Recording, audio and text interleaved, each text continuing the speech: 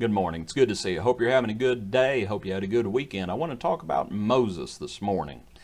Moses, Scripture says, was faithful over all his house. Doesn't mean that he didn't make mistakes. He certainly did, and we can learn from those mistakes if we are willing. One of the mistakes he made was when God tells him to go down to Pharaoh. Moses starts making all kinds of excuses for not going. Up to finally he says, "Why don't you send somebody else?" To paraphrase it, needless to say, God was not amused. A lot of times people make excuses today. They'll use family as an excuse, they'll use work as an excuse, they'll use all kinds of stuff as an excuse not to obey God. God is not in the excuse business. We need to knock it off, and we just need to do what the Lord tells us to do. It's one of the lessons of Moses that Moses needed to learn.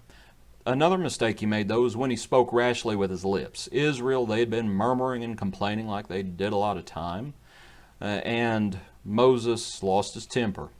And he spoke rashly with his lips, Scripture says, and he struck the rock. God says that he and Aaron had not hallowed God in the eyes of Israel. James 1 says the wrath of man does not produce the righteousness of God. And that's what was going on with Moses at that time, and he was kept out of the promised land because of it. A lot of folks are going to, they're not going to go to heaven because they will not control their temper. They will not learn self-control, and they're going to lose their soul because of it. Learn the lesson of Moses, folks.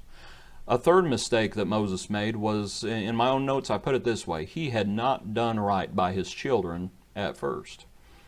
You remember when he's going down to Egypt, he's going down to Pharaoh, and all of a sudden the Lord tries to kill him. And the reason was because he had not circumcised his son. Why had he not circumcised his child? There wasn't a good reason for it.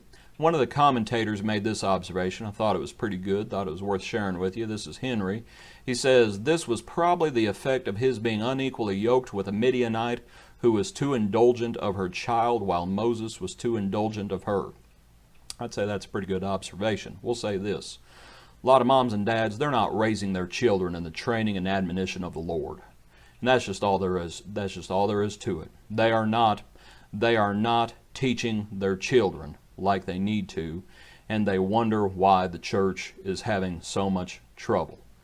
It is no wonder. Another mistake that Moses made, though, you might read Matthew 19 verse 8 on yourself, and we'll simply say this, and you can look it up and understand what I mean by this. Moses permitted things that were not so from the beginning. You might think about the effect. Read the verse for yourself, Matthew 19:8. Think about the effect that would have on Israel.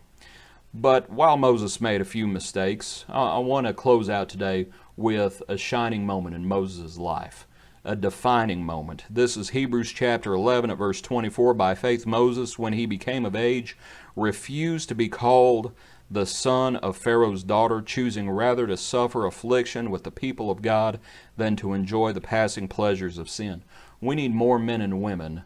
Yes, Moses made some mistakes, but he was faithful in his house too. And I think he learned from those mistakes, by the way. But when he was 40 years old, he forsook Egypt, and he chose rather to suffer than to enjoy the passing pleasures of sin. And we need more men and women who are willing to do that. It's difficult.